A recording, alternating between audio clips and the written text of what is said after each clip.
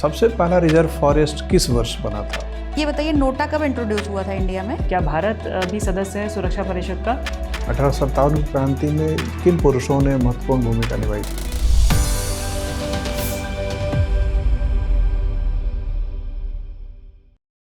कम इन। नमस्ते सर। नमस्ते मैम। नमस्ते, बैठ जाइए। Thank you sir. अपना परिचय दीजिए। जी सर। सर मेरा नाम भुवनेश चौहान है। मैं ग्राम गूगलवाड़ा, तहसीलवाड़ी, जिला रायसेन का निवासी हूँ। मैंने अपनी हायर सेकेंडरी स्कूलिंग गांव के ही शासकीय विद्यालय से पूर्ण की है। तत्पश्चात मैंने बरकतुल्लाह विश्वविद्यालय के गांधी पीआर कॉलेज से अपना स्नातक बीएससी कंप्यूटर साइंस में पूर्ण किया है। अभी हाल ही में मेरा चयन पटवारी पद पर हुआ है, जिसके प्रशिक्षण चल रहा है। अभी ज्वाइन नहीं किया आपने? सर कर लिया है, प्रशिक्षण चल रहा है। जी। कहाँ ज्वाइन किया? सर बैतूल जिले में। बैतूल में किया है। तो ये बताएं कि अगर हम पूरब से शुरू करें, यस सर, पश्चिम की ओर जाने के लिए, तो महाराष्ट्र से लगने वाले जिलों का नाम जरा बताते जाइए। तो सबसे पूरब में कौन सा जिला है जो महाराष्ट्र से लगता है? सर सबसे पूर्व में बालाघाट है। ठीक है। उसके बाद सर सिवनी है, छिंदवाड़ा, बैतूल और उसके बाद खंडवा। एक नया जिला भी तो बना है ना? हाँ सर, पांडुरना। छिंदवाड़ा से पहले पांडुरना पड़ेगा, फिर छिंदवाड़ा, फिर हरदा और खंडवा और खरगोन और सर फिर बुरहानपुर पड़ेगा सर, और अलीराजपुर। बुरहानपुर को आपने पहले, खरगोन के बाद सर। खरगोन से पहले रखा है कि बाद में रखा है? बाद में सर। अच्छा, मतलब पहले खरगोन आएगा, फिर बुरहानपुर यस आएगा, सर। उसके बाद अलीराजपुर सर। अलीराजपुर। बड़वानी नहीं आएगा बीच में? हाँ सॉरी सर, बड़वानी आएगा। ओके, ठीक है। तो इन्हीं सीमाओं से लगते हुए जरा वन्य जीव अभयारण्यों का नाम और राष्ट्रीय उद्यानों का नाम भी बता दीजिए, पूरब से पश्चिम जाते समय। Yes sir. सर छिंदवाड़ा में, सिवनी में सर सबसे पहले प्रदर्शनी पेंच नेशनल पार्क है। और सर बालाघाट में कुछ नहीं है? बालाघाट में सर सर यही बाउंड्री टच होती है, मैं याद नहीं कर पा रहा हूँ। कुछ भी ध्यान नहीं आ रहा? नहीं आ रहा सर। अच्छा, बोरी क्या है? बोरी कोई अभयारण्य है या? बोरी अभयारण्य सर। अच्छा, किधर है ये? सर ये होशंगाबाद में पड़ता है, सतपुड़ा के जंगल में। क्या खासियत है इसकी? सर बोरी में सागौन उच्च किस्म का मिलता है, और यहाँ पे सागौन बहुतायत में पाया जाता है, और कहते हैं साल भी पाया जाता है यहाँ पे साथ में। कुछ विशेष किस्म के पशु भी पाए जाते हैं वहाँ? सर मैं नहीं याद कर पा रहा हूँ, सॉरी।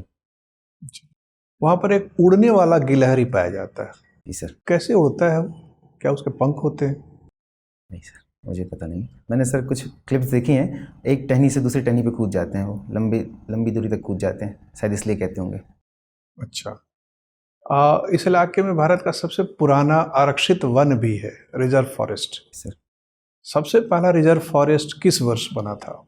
सर वर्ष मुझे ध्यान नहीं, बोरी है सर सबसे संरक्षित, सबसे पुराना। किस वर्ष बना था ये पता नहीं है। 1865 में ही बन गया। ठीक है। यहाँ एक खास किस्म की समस्या जनजातीय समाज को भुगतनी पड़ रही है पिछले लगभग 150-200 वर्षों से, कि विकास के नाम पर वो फॉरेस्ट रिजर्व भी बना था तो लकड़ी काटने के लिए बना था। तो अंग्रेजों के ज़माने से जो एक प्रक्रिया चली आ रही है जंगल के संसाधनों के दोहन करने के लिए, जनजातीय समाज विस्थापित होता रहता है सर। या हम कभी नदियों पे बांध बनाते हैं तो विस्थापित हो जाते हैं। उनके पुनर्वास की चिंता हम बहुत बाद में करते हैं। हाँ। आपको क्या लगता है कि हमें किस तरह की रणनीति और कार्यक्रम अपनाने चाहिए? सर इसके लिए मध्य प्रदेश सरकार की पुनर्वास नीति है, जिसमें ये प्रावधान है कि उनका सामाजिक समायोजन का भी ध्यान रखा जाए और भूमि के बदले भूमि देने का कोशिश की जाए, और पुनर्वास के लिए जो उनके आवास है वो व्यवस्थाएं प्रॉपर रूप से की जाएं सर। तो हो रहा है या अभी भी कुछ विस्थापित आबादियां हैं? सर सतपुड़ा क्षेत्र का तो मुझे जानकारी नहीं है सर। नर्मदा जो बांध बने थे, सरदार सरोवर और इंदिरा गांधी, उसमें विरोध हुआ था सर पुनर्वास के लिए। तो उनका पुनर्वास हो चुका है, पूर्ण हो गया है? हाँ सर, पुनर्वास जहाँ तक जानकारी में मुझे। अच्छा, ठीक है। मेरा अंतिम प्रश्न है भुवनेश। Yes sir. युवाओं में रोजगार के अवसर बढ़ाने के लिए मध्य प्रदेश की सरकार, मुख्यमंत्री युवा उद्यमी कार्यक्रम चला रही है और कृषक उद्यमी कार्यक्रम भी चला रही है सर। क्या है ये दोनों कार्यक्रम, और अलग अलग युवा उद्यमी कृषक उद्यमी क्यों बनाया है? इस दोनों कार्यक्रम के बारे में मुझे जानकारी कोई बात नहीं। ठीक है भुवनेश। भुवनेश जी। जी मैम। गूगलवाड़ा से आते हैं जी आप। मैम। फिर तो आपने गूगल के बारे में बहुत अच्छे से पढ़ लिया होगा। Yes ma'am. क्या है गूगल? मैम एक सर्च इंजन है गूगल, 1997-98 में इसकी स्थापना हुई है। अल्फ़ाबेट इसकी पेरेंट कंपनी है। ठीक है, इतना तो आप याद करके आए हैं, उसके जी। अलावा कुछ बताइए। अभी इसके जो अल्फ़ाबेट के सीईओ हैं वो हमारे भारतीय मूल के क्या नाम है उनका? सुंदर पिचई। उनकी सैलरी बहुत चर्चा में रहती है कि उनकी सैलरी बहुत ज़्यादा है। कितनी सैलरी है उनकी? नहीं पता, नहीं, आपको sorry, आइडिया नहीं है? नहीं, कोई नहीं। बात नहीं, गेस करिए। नहीं कर पा रहा। नहीं कर पा रहे हैं, कोई बात नहीं। और ऐसी कौन कौन सी संस्थाएं हैं, अंतर्राष्ट्रीय संस्थाएं, जिन पर अभी भारतीय मूल के व्यक्ति जो हैं वो उसके अध्यक्ष हैं या सीईओ हैं, वो काबिज हैं? मैम अमेजन के जो सीए थे सत्या नाडेला थे, और अभी लास्ट टाइम जब अजय बंगा जी थे मैम, मास्टर कार्ड के थे शायद। ठीक है, और वो अब कहाँ हैं? अब शायद वर्ल्ड बैंक के वो। ठीक है, शायद नहीं हैं। जी मैम। और IMF में गीता गोपीनाथ है मैम। ठीक है। वर्ल्ड बैंक ने अभी भारतीय अर्थव्यवस्था को लेकर के कुछ अनुमान जारी किए थे, क्या आपने वो रिपोर्ट पढ़ी है? नहीं मैम, कोई sorry। बात नहीं। क्या आपने रोहिणी आयोग का नाम सुना है? Yes ma'am. किस लिए आया था? ये मैम ओबीसी में उपवर्गीकरण को लेके गठित किया गया था 2017 में। जी। और उसने रिपोर्ट अपनी दी है। क्या रिपोर्ट दी है? रिपोर्ट मैंने नहीं पढ़ा है आपने? कोई बात नहीं है। आप मुझे ये बताइए कि जो नोटा है, नोटा का नाम सुना है? Yes ma'am. वोट दिया है आपने? हाँ मैम। कितनी बार दिया अब तक? एक ही बार किया मैम। एक ही बार दिया? ईवीएम से एक ही बार किया। अच्छा, तो ये बताइए नोटा कब इंट्रोड्यूस हुआ था इंडिया में? 2013 में आया था। 13 में। क्या फुल फॉर्म है नोटा का? None of the above. ठीक है, क्या लगता है आपको, नोटा की व्यवस्था होनी चाहिए? बिल्कुल होनी सब लोग चाहिए। अपना वोट खराब कर देते हैं। मैम होनी चाहिए, बल्कि उसको और थोड़ा सशक्त बनाया जा सकता है। उसमें ऐसे प्रावधान किए जा सकते हैं कि एक निश्चित सीमा से यदि ज़्यादा नोटा को वोट मिलते हैं तो उस सीट पे दोबारा चुनाव होना चाहिए। जी। ठीक है, बढ़िया। ये बताइए कि हमारी जो लोकसभा है अभी, वो किस नंबर की लोकसभा है? जो मतलब अभी कार्यकाल पूरा कर रही है, ये लोकसभा किस नंबर की लोकसभा है? नहीं, 17वीं नंबर की। 17वीं है, यानी कि अब जो चुनाव हो रहे हैं वो 18वीं लोकसभा के लिए हो रहे हैं। ठीक है, तो लोकसभा का उपाध्यक्ष कौन है अभी? मैं भूल रहा हूँ। आप भूल रहे हैं? हाँ। कोई बात नहीं है। मध्य प्रदेश के पूरा इतिहास या मध्य प्रदेश को आप के बनने से लेकर के अब तक, यस मैम, मध्य प्रदेश से आने वाले कुछ 5 सशक्त महिला व्यक्तित्वों के नाम और उनके काम बता दीजिए। मैम पूरा इतिहास, प्राचीन इतिहास जितना मध्य प्रदेश के बनने के बाद से अब तक समय बीता है, उनमें से कोई 5 बनने के बाद से। ठीक है मैम। मैम विजयराजे सिंधिया जी थी, पॉलिटिक्स में थी। उनके अलावा जमुना देवी जो उप मुख्यमंत्री भी रही हैं, मध्य प्रदेश की नेता प्रतिपक्षी भी रही हैं। पॉलिटिक्स फील्ड में बताना कोई भी फील्ड आप चुन लीजिए, कोई भी 5 सशक्त महिला व्यक्तित्व। सुषमा पटेल जी हैं, एक दमोह से जो हैं, वो क्रिकेट टीम में कैप्टन रही हैं, अभी हैं ब्लाइंड टीम में। और अभी मैम जो चिंकी यादव, अभी खेल में बहुत नाम रहा जिनका अभी पिछले साल। अच्छा, मध्य प्रदेश से कोई महिला उद्यमी हुई है अब तक? महिला उद्यमी मैं ध्यान नहीं कर पा रहा हूँ। जरूर हुई होंगी, मतलब नहीं हुई है? जरूर हुई होंगी मैम। क्या दिल लगता है आपको, मध्य प्रदेश में कोई महिला उद्यमी नहीं? इतना बड़ा राज्य है। होंगी मैम, जरूर होंगी, मेरे संज्ञान में नहीं है। आपके संज्ञान में नहीं है? श्योर हैं आप? हाँ। ठीक है। मध्य प्रदेश के सबसे अमीर व्यक्ति कौन है? नहीं, आपको आइडिया नहीं है? नहीं है। अच्छा, किस शहर में हो सकते हैं? इंदौर में हो सकते हैं। इंदौर में हो सकते हैं। सारा जो औद्योगिकरण है, कमर्शियल एक्टिविटीज़ है मध्य प्रदेश की, वो इंदौर में ही क्यों केंद्रित हैं? इंदौर का थोड़ा सा ऐतिहासिक कारण भी रहा है उसका, पहले से विकसित रहे हैं। दूसरा, यहाँ पे जो मालवा क्षेत्र में आता है तो समतल क्षेत्र है और यहाँ पे फसल भी सही होती है, तो ये भी एक कारण है। तो फिर राजधानी में इंदौर को बना दिया जाना चाहिए भोपाल से। जी मैम, राजधानी का तो मैम जो जब भोपाल बनी थी तो वो मध्य लोकेशन है उसकी, इसलिए उसको। हाँ, लेकिन अगर आप वैसे देखें तो सारा विकास इंदौर में हो रहा है, कनेक्टिविटी भी इंदौर की ज़्यादा बेहतर है भोपाल से, तो आपको नहीं लगता है कि राजधानी भी शिफ्ट कर देनी चाहिए? नहीं मैम, भोपाल बीच में पड़ता है और सब जगह से उसकी प्रॉपर कनेक्टिविटी है, भोपाल सही रहेगा। भोपाल से सब जगह की प्रॉपर कनेक्टिविटी है? जी मैम। अच्छा, और हमारा आपका न्यायालय कहाँ है? जबलपुर में है। जबलपुर में है। और सारे बड़े ऑफिसेज इंदौर में हैं और राजधानी भोपाल है, ये कहाँ तक तर्कसंगत है? सॉरी। ठीक है, thank you sir. Bhuvnesh sir, आपने नोटा के बारे में तो बहुत अच्छी जानकारी थी, क्या आप नाटो के बारे में भी जानते हैं? Yes sir. क्या है ये? सर, नाटो एक अलायंस है जो यूएस और यूरोप के बहुत सारे देश उसके वो है, सैनिक संगठन है सर, जो बेसिकली यूएसएसआर को काउंटर करने के लिए बनाया गया था। क्या फुल फॉर्म है इसका? Sir, North Atlantic Treaty Organization. क्या भारत इस ट्रीटी का सदस्य है? नहीं सर। कब गठन हुआ था इसका? 1949 में। इतना लंबे समय बीत गया, अमेरिका के साथ साथ विश्व के बड़े बड़े देश इसका पार्ट हैं, भारत ने क्यों नहीं ज्वाइन किया नाटो? सर, भारत की जो नीति है विदेश संदर्भ में, वो सर गुटनिरपेक्ष की नीति है, तो हम दोनों से संबंध नहीं है, न यूएसएसआर से न नाटो से। हम गुटनिरपेक्ष आंदोलन के समर्थक हैं। ठीक है, हमें जहाँ से फ़ायदा होगा हम उससे अपने संबंध बढ़ाएंगे। Yes sir. ठीक है, यूएन के बारे में पढ़ा है आपने? जी सर। किस प्रकार का संगठन है ये? सर विश्व स्तर पे सबसे बड़ा राजनीतिक संगठन है और सभी देशों के मत समन्वय और सहयोग के लिए, शांति के लिए इसको बनाया गया था 1945 में। 1945 में, ठीक है। यूएन की एक की रिस्पॉन्सिबिलिटी ये थी जब उसका गठन किया गया Yes, था sir. कि विश्व में शांति बनी रहे। Yes sir. बट हाल ही में जिस प्रकार की गतिविधियां हम देख रहे हैं, चाहे sir. वो रशिया और यूक्रेन का वॉर हो, चाहे इसराइल और पैलेस्टीन हो, यस सर। ऐसे में आपको लगता है कि UN as a body fail हुआ है? सर ये कहीं ना कहीं उसके जो उसका रोल था उस पर भूमिका पे प्रश्न चिन्ह तो सर लग रहा है कि लगातार जो वैश्विक स्तर पे युद्ध चल रहे हैं तो कहीं ना कहीं सशक्त किए जाने की आवश्यकता है सर। फेल तो नहीं कह सकते हैं क्योंकि इतने लंबे क्रम में चीज़ें बैलेंस रखी हुई हैं, फिर भी सर सशक्त किया जाना चाहिए।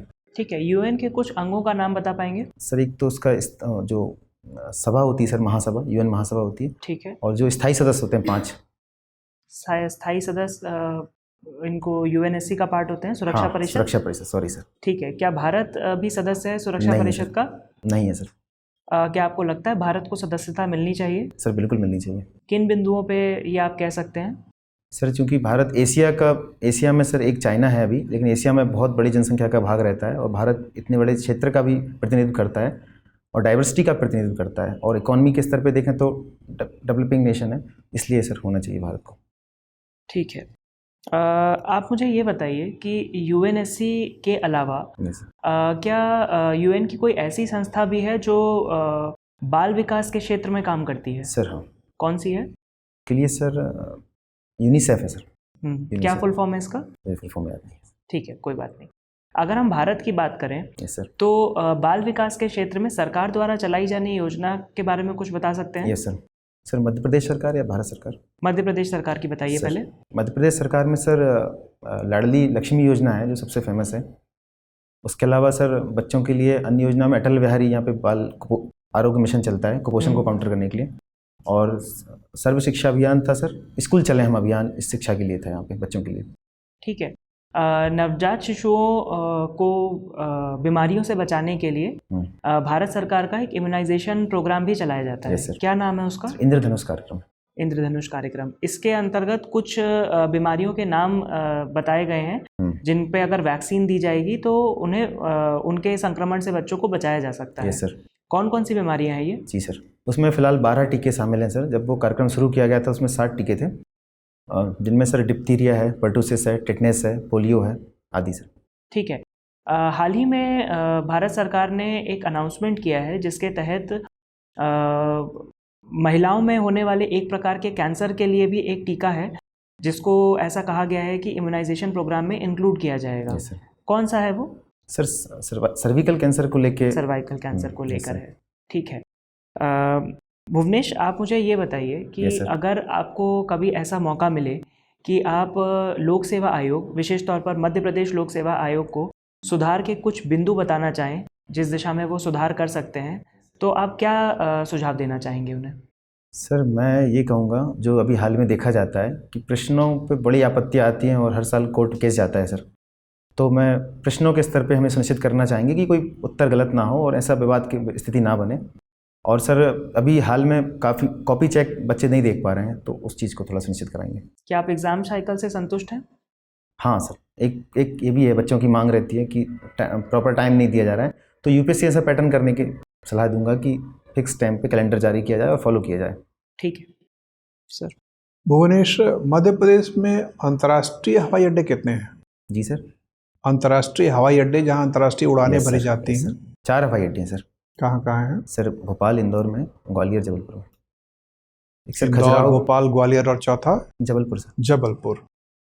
चारों हवाई अड्डों के नाम बता दीजिए। इंदौर वाले का क्या नाम है? जी सर, अंतर्राष्ट्रीय सर, सॉरी माफ़ कीजिएगा, सुधारना चाहूँगा सर, 2 अंतर्राष्ट्रीय हवाई अड्डे। ठीक है। भोपाल और इंदौर में। भोपाल का नाम है राजा भोज इंटरनेशनल एयरपोर्ट और इंदौर में अहिल्याबाई होलकर इंटरनेशनल एयरपोर्ट। ठीक है। और ग्वालियर वाले का क्या नाम है? ग्वालियर वाले का सर डुमना नाम नहीं सर, मैं याद नहीं कर पा रहा हूँ। विजय राजे सिंधिया होगा, मैं गैस करता हूँ। ऐसा अंदाजा लगाया आपने। और जबलपुर वाले का?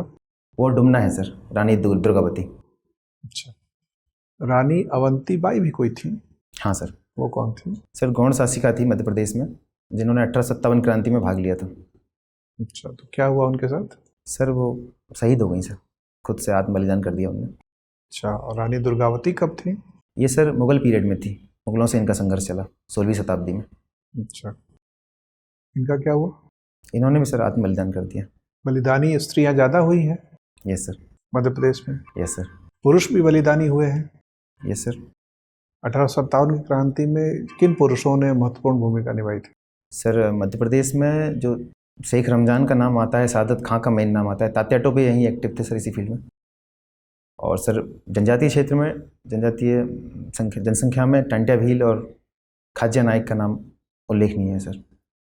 ठीक है, ठीक है भुवनेश, आपका इंटरव्यू हो गया, आप जा सकते हैं। Thank you sir. Thank you sir. Thank you ma'am.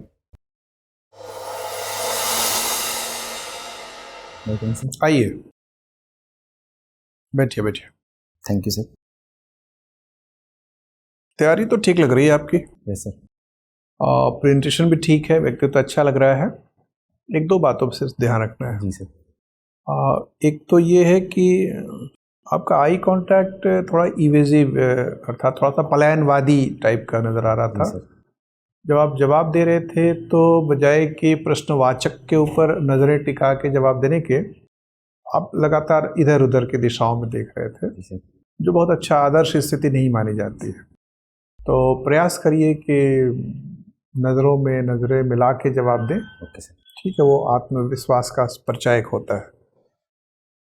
बाकी सब ठीक है। मेंटल अलर्टनेस एक आध मौक़ों पे, हालांकि आप सामान्यतः बहुत मेंटली अलर्ट दिखे, प्रश्नों का बहुत त्वरित गति से आपने संज्ञान लिया और सही सही उसका जवाब दिया।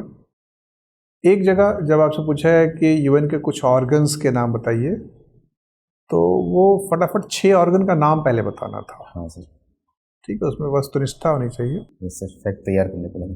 हाँ, और फिर उसके आगे कोई सवाल अगर बनता हो उसमें, तो पहले तो सिर्फ नाम ही पूछा गया था कि 6 कुछ, और उसमें 6 नहीं बोला था, कुछ। आपको वो संख्या बतानी थी कि सर 6 ही ऑर्गन है और ये। बहरहाल, लेकिन सामान्यतः आपके उत्तर अच्छे रहे, आप मेंटली अलर्ट भी रहे हैं, अभिव्यक्ति शैली ठीक है, वस्तुनिष्ठता है, फ्लो अच्छा है, ध्वनि का स्तर भी ठीक है। तो कुल मिला के आप एक अच्छा सकारात्मक प्रभाव डालने में कामयाब होते हैं अपने पूरे व्यक्तित्व से। जी सर। सर मेरा एक प्रश्न है, मैं पिछली बार दे चुका हूँ 2020 में। मुझे लगता है कि मैं ज़्यादा तेज़ बोलता हूँ, उसमें जब प्रयास करता हूँ तो फिर मुझे लगता है अभिनय कर रहा हूँ, तो मैं बड़ा असंतुलित हो जाता हूँ। ठीक है, स्वाभाविक होना चाहिए, दिखना चाहिए स्वाभाविक, और सामने वाले को बात समझ में आनी चाहिए। Yes sir. ऐसा नहीं लग रहा है कि आपकी गति ज़्यादा है और शब्द एक दूसरे के ऊपर सवार हो रहे हों, वैसा दिखना नहीं चाहिए, वैसा दिख भी नहीं रहा है। तो शब्दों के बीच में जो समय की दूरी होनी चाहिए, ताकि एक शब्द की ध्वनि दूसरे शब्द की ध्वनि से अलग दिखे, सुनने वाले को समझने में, वो सब ठीक है आपका। तो मुझे लगता है परेशान होने की ज़रूरत नहीं है। अंक आपको अभी पता नहीं लगा होगा, नहीं लगा लेकिन सर। जब पता लगेगा तो मुझे लगता है कि ठीक ठाक अंक आपको 130 से 150 55 के रेंज में मिला होगा। अगर ऐसा परफॉर्मेंस आपने दिया होगा तो मिला होगा।